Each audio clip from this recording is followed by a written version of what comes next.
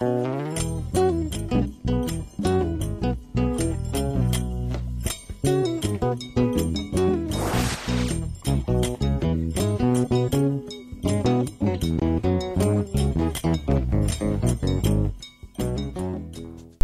un plan d'urgence que le gouvernement béninois a lancé pour booster la filière risicole.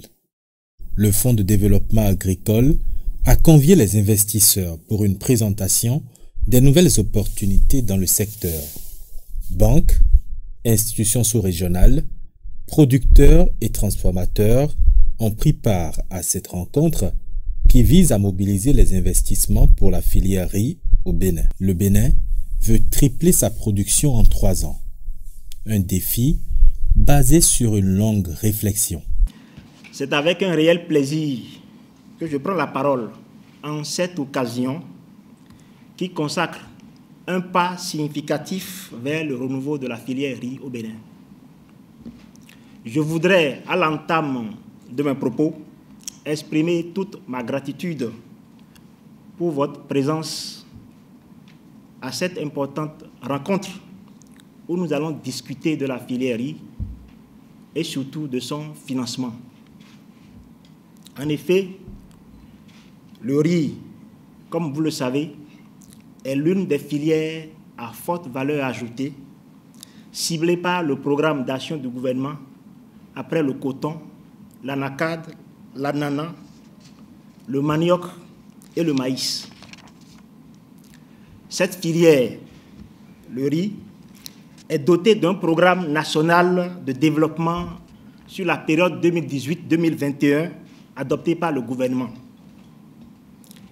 Et les statistiques nous indiquent que les importations de riz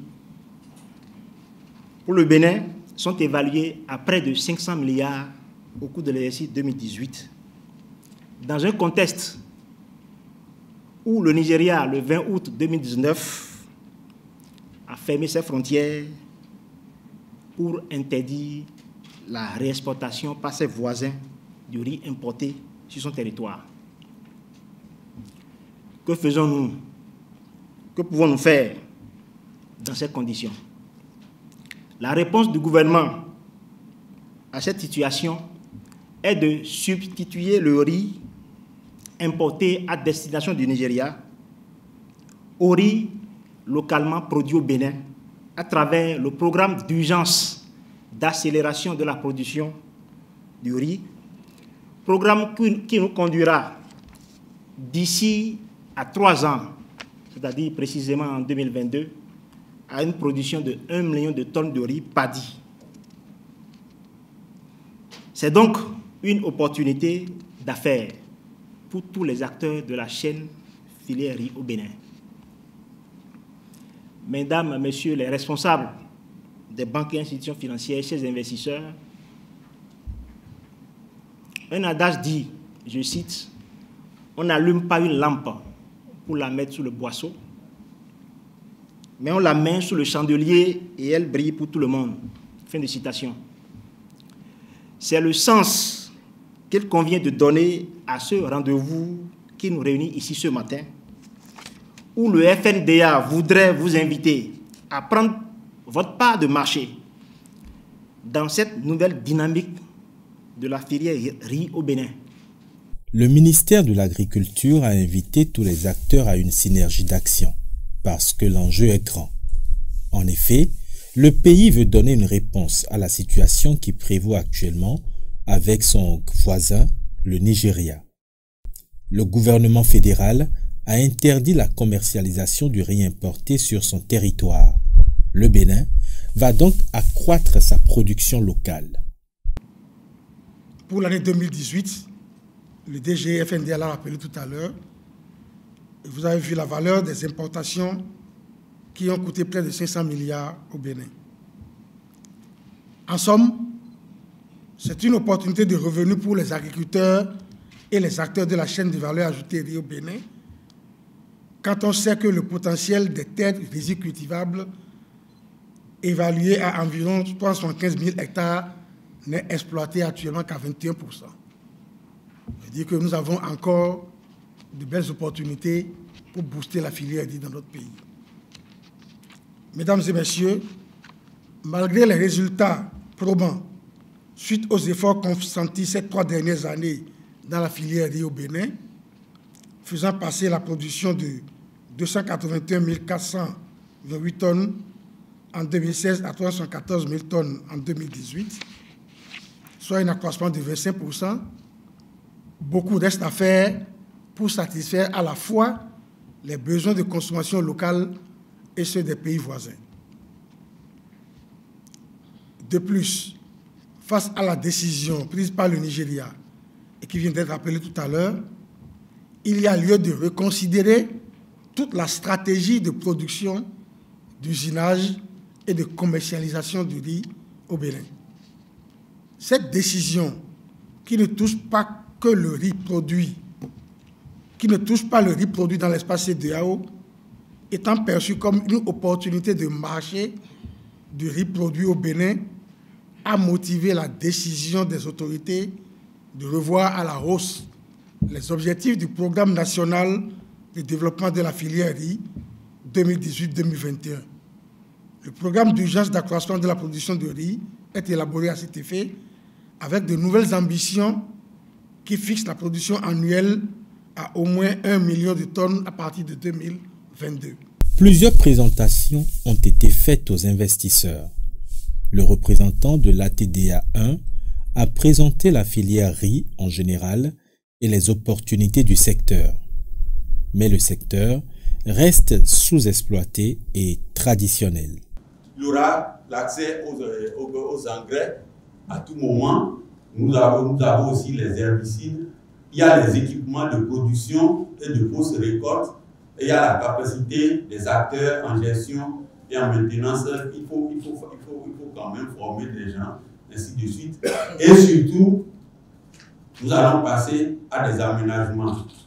Nous n'allons plus rester pour nécessairement la maîtrise de l'eau, on va passer à des aménagements. Et les domaines, c'est les domaines que je vous ai déjà cités dans les photos là, renforcement. Il y a des actions prioritaires, je vais passer là-dessus. Et lorsque nous prenons par exemple pour les actions prioritaires, nous avons acquisition pour les 3 ans. Le projet aura besoin de 8 435 tonnes de semences pour un coût de 2 milliards et 900 environ. Le représentant des producteurs a expliqué le modèle à mettre en place pour rassurer les investisseurs.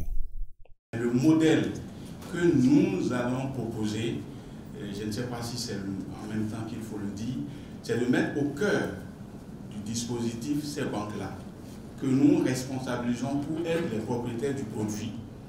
Et ça, c'est un modèle que le Sénégal a expérimenté.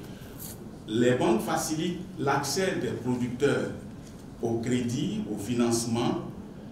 Les acteurs ont un contrat avec les unités de transformation.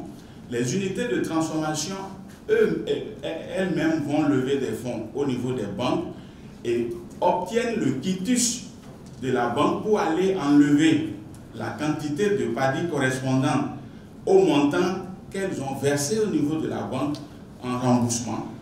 De sorte que le lendemain, l'unité de transformation va avec le quitus de la banque pour enlever auprès de la coopérative indiquée la quantité de paddy, et le lendemain, les responsables de la coopérative peuvent aller à la banque pour se faire rembourser.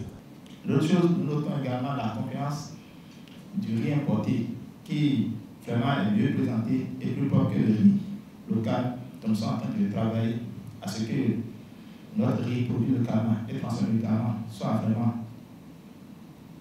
bien présentant pour pouvoir concurrencer le riz importé. L'autre difficulté, c'est la présentation. Nous avons de réelles difficultés dans ces hauts emballages de qualité. Ce qui fait que l'offre de riz local sur le marché est très atomisée. Vous allez voir, on fait la promotion d'un riz qui est bien emballé. Les consommateurs commencent par faire la demande, mais après, le riz disparaît sur le marché. L'autre difficulté est liée à la faible disponibilité du fonds de développement pour l'approvisionnement en panier. La rencontre vise à créer une nouvelle dynamique pour le financement du riz. Les urgences des acteurs ont donc été présentées et les stratégies pour booster la filière ont été étudiées. La Sobetri, société privée qui transforme le riz, a un grand rôle à jouer. Elle compte également, à travers la mise en place aux normes de ces usines, augmenter sa capacité de production avec l'achat de nouvelles usines. Nous sommes en train de travailler avec l'ensemble de nos partenaires sur un programme que nous avons dénommé le programme PAC 4 usines, 12 tonnes 1, pour avoir à l'horizon 2022 4 autres usines qui nous permettent d'augmenter notre capacité industrielle de 400 000 tonnes. Une usine de 12 tonnes, ça fait à peu près 105 000 tonnes à l'année. Donc, en avoir 4, ça nous permet vraiment d'avoir, d'améliorer vraiment substantiellement notre capacité industrielle. En 2021, l'année prochaine, nous devons être en capacité d'installer la première usine. Nous allons poursuivre également en 2021 la mise aux normes internationales des usines actuelles et notre démarche qualité. En 2022, on doit pouvoir finir le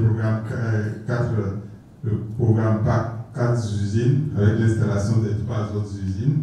En 2023, nous n'avons pas prévu de nouvelles usines. Nous ferons de la consolidation et nous lancerons, compte tenu des résultats que nous aurions en 2023 ou pas, nous lancerons en 2024, si nécessaire, le programme PAC 3 usines avec 2 autres usines de 12 tonnes. Objectif, c'est qu'en 2025, nous puissions avoir 300 000 tonnes en plus de ce que nous aurions réalisé jusqu'en 2022. Les banquiers et investisseurs ont soulevé des inquiétudes. Une table ronde a été organisée et des réponses ont été apportées aux différentes préoccupations. Cette journée s'est achevée sur les engagements de plusieurs banques conviées à la rencontre. L'année 2020 marquera le début de cette nouvelle aventure qui verra le Bénin tutoyer les sommets en 2023. Le pays aura alors atteint le million de tonnes projeté par les autorités.